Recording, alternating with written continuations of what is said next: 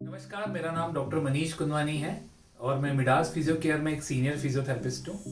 जैसा कि हम आपको बता चुके हैं कि हम हर थोड़े थोड़े टाइम में छोटी छोटी प्रॉब्लम्स को लेकर कुछ एक्सरसाइज बनाएंगे। तो आज जो हमारे थर्ड चैप्टर है, जो थर्ड लेसन है, वो हम लोगों ने फ्रोजन शोल्डर के ऊपर बनाया। वैसे तो आप काफ़ी सारे लोग फ्रोजन शोल्डर के बारे में सब लोगों ने सुना होगा कि फ्रोजन शोल्डर होता क्या है, फिर भी मैं एक बेसिक बताऊंगा कि काफ़ी सारे लोग हैं जिनको शोल्डर में पेन होता है, जिसके वजह से शोल्डर अपना हाथ ऊपर ना उठा पाते हैं, अपने हाथ को पीछे नहीं लेके जा पाते हैं और अपने हाथ में रोटेशन नहीं कर पाते हैं। और इसी प्रॉब्लम को हम लोग एडेसिव कैप्सुलाइटिस भी बोलते हैं। इसका एडेसिव कैप्सुलाइटिस नाम इसलिए पड़ा कि हमारा जो शोल्डर है, हमारे शोल्डर के बीच में कुछ कैप्सूल्स होते हैं जो कि हमारे जॉइंट को स्टेबल बनाते हैं। सो उस कैप्सूल के टाइट होने की वजह से हम उस प्रॉब्लम को एडेसिव कैप्सुलाइटिस भी बोल सकते हैं और फ्रोजन शोल्डर भी बोलते हैं। अब बेसिकली ये फ्रोजन शोल्डर होने का कारण क्या है? फ्रोजन शोल्डर बेसिकली डायबिटिक लोगों में ज्यादा देखने को मिलता है, जो बिना रीजन के डेवलप हो जाता है। और कुछ जैसे कि रीजन है, जैसे कि कभी कभी कुछ लोग वजन उठाने में आ जाता है किसी को, जिसकी वजह से शोल्डर में स्ट्रेन आ जाता है, या फिजिकल इनएक्टिविटी की वजह से कि कितनी बार हम लोग अपनी कुछ एक्टिविटीज रुक जाती है, शोल्डर के मूवमेंट्स रुक जाते हैं। कुछ पेशेंट है जिनकी सर्जरीज होती है, जैसे कि बाईपास सर्जरी हो गई, तो उसमें एक साइड पे पेशेंट को लेटा के रखते हैं लंबे समय तक, जिसकी वजह से शोल्डर मूवमेंट नहीं हो पाते हैं। सो फिजिकल और शोल्डर की इनएक्टिविटी की वजह से भी फ्रोजन शोल्डर डेवलप हो जाता है। तो बेसिक मैंने आपको बताया, और काफी सारे ऐसे रीजन है जो हमें पता नहीं है, कुछ नहीं होने की वजह से भी कितने सारे लोगों को फ्रोजन शोल्डर डेवलप हो जाता है। सो हम लोग बहुत आसान सी कुछ एक्सरसाइजेस हैं जो कि आज फ्रोजन शोल्डर के लिए करने वाले हैं। आइए हम स्टार्ट करते हैं फ्रोजन शोल्डर की एक्सरसाइज। आज हमारी फ्रोजन शोल्डर की हम जो एक्सरसाइजेस करने वाले हैं, उसमें सबसे पहली और बहुत आसान एक्सरसाइज है जिसको हम लोग पेंडुलर एक्सरसाइज बोलते हैं, जिसमें एक हम हाफ फिल्ड बॉटल लेंगे। बहुत ज़्यादा भारी लेने की ज़रूरत नहीं है। स्टार्टिंग में अगर आपको पेन ज़्यादा है तो हम सिर्फ एम्प्टी बॉटल लेंगे, खाली बॉटल ले सकते हैं। बट अगर आपको पेन ज़्यादा नहीं है तो हम थोड़ा इसको हाफ फिल्ड लेके ये एक्सरसाइज शुरू कर सकते हैं। आप देखेंगे इस एक्सरसाइज को हमें कैसे करना है। इसमें हम लोग जब एक्सरसाइज करेंगे आगे की तरफ थोड़ा सा झुक जाएंगे और हमारा एल्बो हमेशा स्ट्रेट रहेगा और हमें इसको पेंडुलम की तरह गोल घुमाना है। आगे फर्स्ट एक्सरसाइज में आगे पीछे करना है। 5 to 10 रिपीटेशंस करेंगे हम लोग इसके। इसमें ध्यान रखेंगे मूवमेंट हमेशा शोल्डर पे होना चाहिए, एल्बो जॉइंट हमेशा स्ट्रेट रहना चाहिए। और इसी में ही जो सेकेंड पार्ट है पेंडुलम का, हम लोगों को clockwise and anti clockwise direction में सर्कल करना है बॉटल को। आप देखेंगे इसमें भी जो मूवमेंट हो रहा है पूरा शोल्डर पे हो रहा है, एल्बो जॉइंट एकदम स्ट्रेट है। और इसका थर्ड पार्ट है, हम लोगों को बॉटल को अंदर बाहर लेके जाना है। धीरे धीरे हम लोग कोशिश करेंगे हमारा मूवमेंट ऊपर की तरफ जाए। स्टार्टिंग में पेन की वजह से आप ज़्यादा ऊपर तक नहीं उठा पाएंगे। आप धीरे धीरे कोशिश करें हर बार थोड़ा सा अपना हाथ ऊपर के साइड जाए।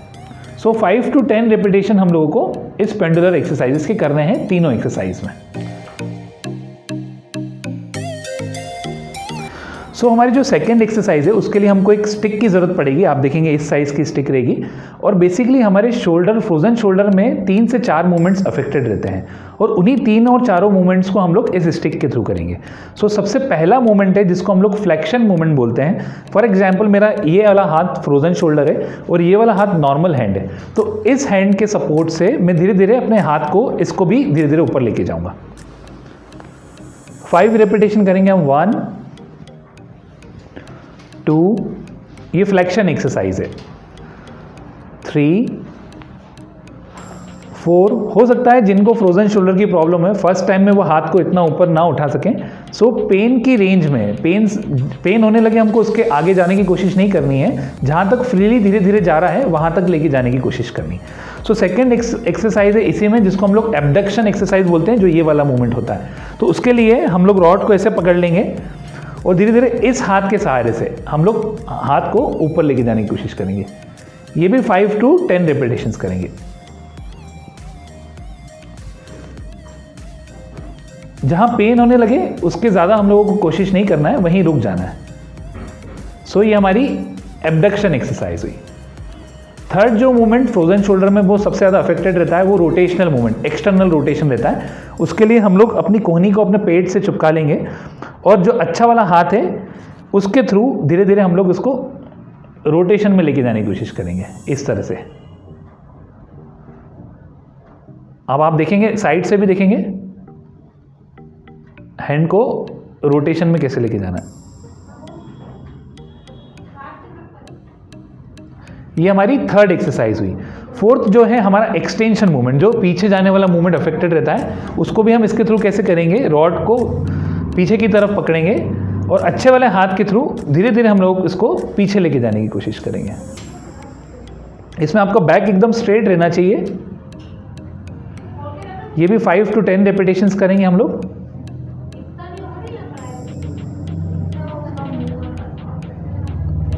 लास्ट एक्सरसाइज है जिसको हम लोग इंटरनल रोटेशन बोलते हैं।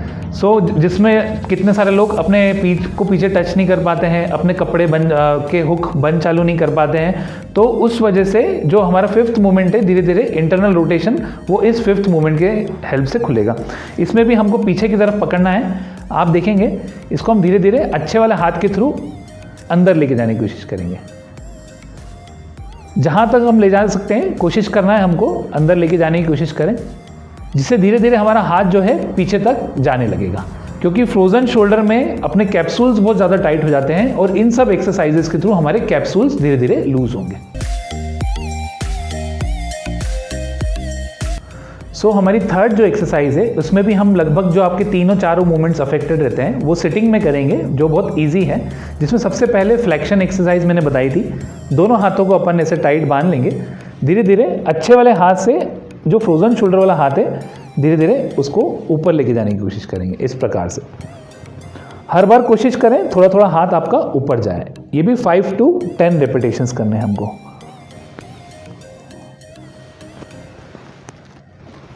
ये फर्स्ट हुई। सेकंड जो है रोटेशनल, आप योगा में भी हो सकता है ये सब एक्सरसाइज करते हो। आप देखेंगे इसमें दोनों हाथों को अपने शोल्डर पे रख के हमें रोटेशन करना है, क्लॉकवाइज और ऐसे ही एंटी क्लॉकवाइज, जिससे शोल्डर के मूवमेंट जो टाइट मूवमेंट्स हैं धीरे धीरे खुलने लगेंगे। इसी में थर्ड जो है दोनों हाथों को सर के पीछे रख लेंगे, दोनों कोहनी को आगे टच करने की कोशिश करना है जहां तक आ सके, फिर धीरे धीरे पीछे लेके जाएंगे। ये भी रोटेशनल एक्सरसाइज है, इसमें रोटेशन मूवमेंट धीरे धीरे खुलने लगेंगे। इसमें फोर्थ है दोनों हाथों को हम आगे रखेंगे, धीरे धीरे पीछे लेके जाने की कोशिश करेंगे जहां तक जा सकता है अपना हाथ। इसको हम लोग शोल्डर ब्रेसिंग एक्सरसाइज भी बोलते हैं। बहुत इजी एक्सरसाइज है, जहां तक पीछे जाएं और कोशिश करें आपके हाथ आगे भी आए तो अच्छा रहेगा। इसी में बहुत सिंपल एक्सरसाइज है जो हम लोग कैप्सूल को स्ट्रेच करने के लिए करते हैं। फॉर एग्जांपल आपका इस हाथ का शोल्डर जो है फ्रोजन शोल्डर है, उस हाथ को हम अपोजिट शोल्डर पर रखेंगे और इस हाथ के सहारे से धीरे धीरे हम लोग इसको इस तरफ खींचने की कोशिश करेंगे। जहां आपको स्ट्रेच आना चालू हो जाए वहां पे आप 5 सेकेंड तक रोक के रखेंगे, फिर लूज कर देंगे। वापस ऐसे ही करेंगे, हाथ को अपनी तरफ खींचेंगे, जहां स्ट्रेच आना चालू हो जाए वहीं पे 5 सेकेंड होल्ड करेंगे, फिर आप लूज कर देंगे। हमारी जो फोर्थ एक्सरसाइज है जिसको हम लोग टॉवेल एक्सरसाइज बोलते हैं, आप में से काफ़ी सारे लोग या हम सभी लोग जब नहाते हैं तो अपनी पीठ जो है टॉवेल से पोंछते हैं। तो जैसे हम लोग पीठ पोंछते हैं उसी टाइप से ये एक्सरसाइज है। फॉर एग्जांपल मेरा ये हाथ फ्रोजन शोल्डर है, ये हाथ टाइट है और ये इस पीछे तक जा नहीं पाता है, जिसको हम लोग इंटरनल रोटेशन बोलते हैं। ये एक्सरसाइज जो है इंटरनल रोटेशन को इम्प्रूव करने के लिए, इसमें हम लोग टॉवेल को इस प्रकार से पीछे से पकड़ लेंगे और जैसे हम लोग पीठ पोंछते हैं उसी प्रकार से अच्छे वाले हाथ के सहारे से धीरे धीरे हमको इसको ऊपर उठाने की कोशिश करनी है। 5 to 10 रेपिटेशंस करेंगे हम लोग ऐसे ही।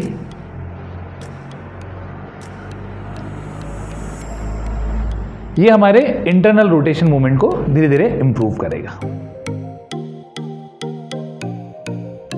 हमारी जो फिफ्थ एक्सरसाइज है जो हम लोग वॉल के थ्रू करने वाले हैं, जिसमें 3-4 एक्सरसाइज है। फर्स्ट तो है फिंगर लैडर एक्सरसाइज। हमको हमारी फिंगर से लैडर मीन्स चढ़ाव चढ़ाने की कोशिश करनी है। इसमें देखेंगे बहुत ही आसान है। अपनी उंगली को रखेंगे, अपना एल्बो स्ट्रेट रखेंगे, धीरे धीरे उंगली से हमको ऊपर लेके जाने की कोशिश करनी है जहाँ तक ले जा सकते हैं।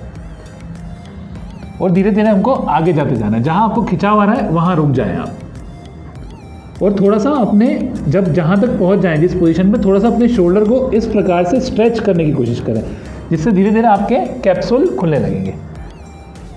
एक बार वापस देखेंगे आप, एल्बो स्ट्रेट रहेगा, धीरे धीरे ऊपर लेके जाने की कोशिश करेंगे हम, और जिस पोजीशन पे पहुंच गए वहाँ पे शोल्डर से स्ट्रेच करने की कोशिश करेंगे। जब स्ट्रेच करेंगे तो शोल्डर के ऊपर आपको तनाव महसूस होगा, उसको 5 सेकेंड के लिए होल्ड करके रखना है।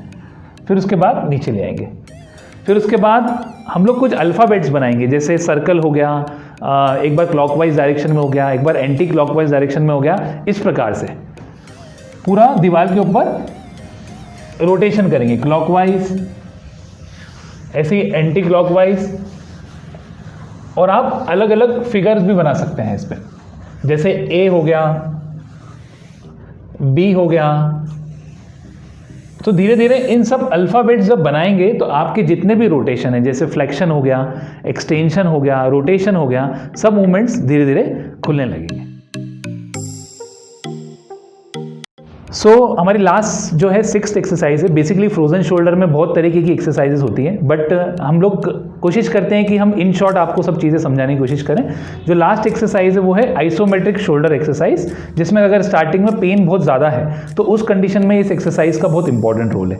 इसमें अगर हम सबसे पहले एबडक्शन की बात करते हैं, जैसे मैंने बताया था आपको साइड वाला मूवमेंट जो अफेक्टेड है, तो हम लोग सामने की तरफ खड़े हो जाएंगे। दीवार अगर साइड में है, अपने हाथ को ऐसे रख देंगे दीवार की तरफ, अपने हाथ से दीवार की तरफ प्रेशर लगाएंगे अपन दीवार की तरफ। जब आप दीवार की तरफ प्रेशर लगाएंगे तो आपके शोल्डर के ऊपर आपको स्ट्रेन आएगा। 5 सेकेंड के लिए हमको दबा के रखना है, फिर लूज कर देंगे। उसी प्रकार वापस से दीवार की तरफ प्रेशर लगाएंगे, 5 सेकेंड के लिए दबा के रखेंगे, लूज कर देंगे। ये एबडक्शन के लिए। उसी प्रकार अगर हमको एक्सटेंशन, जो पीछे वाला मूवमेंट को अगर स्ट्रॉन्ग करना है, तो हम सामने की तरफ रहेंगे, पीठ हमारी दीवार की तरफ रहेगी, अपने हाथ से पीछे की तरफ प्रेशर लगाएंगे दीवार की तरफ। 5 सेकेंड के लिए हम लोग काउंट करेंगे, जब तक दबा के रखेंगे, फिर लूज कर देंगे। वापस से दबाएंगे, 5 सेकेंड तक दबा के रखेंगे, फिर लूज कर देंगे। थर्ड जो मूवमेंट है हमारा एक्सटर्नल रोटेशन के लिए, उसमें हमारा जो शोल्डर है 90 डिग्री पे होगा, एल्बो भी 90 डिग्री पे होगा। इस प्रकार से हम खड़े हो जाएंगे। अब हमारे हाथ से पीछे की तरफ प्रेशर लगाने की कोशिश करेंगे। जब पीछे की तरफ प्रेशर लगाने की कोशिश करेंगे तो धीरे धीरे जो एक्सटर्नल रोटेशन वाला मूवमेंट है, जो ये वाला मूवमेंट है, धीरे धीरे खुलना चालू हो जाएगा। ये आइसोमेट्रिक शोल्डर एक्सरसाइज जो है कि हमारी लास्ट एक्सरसाइज है।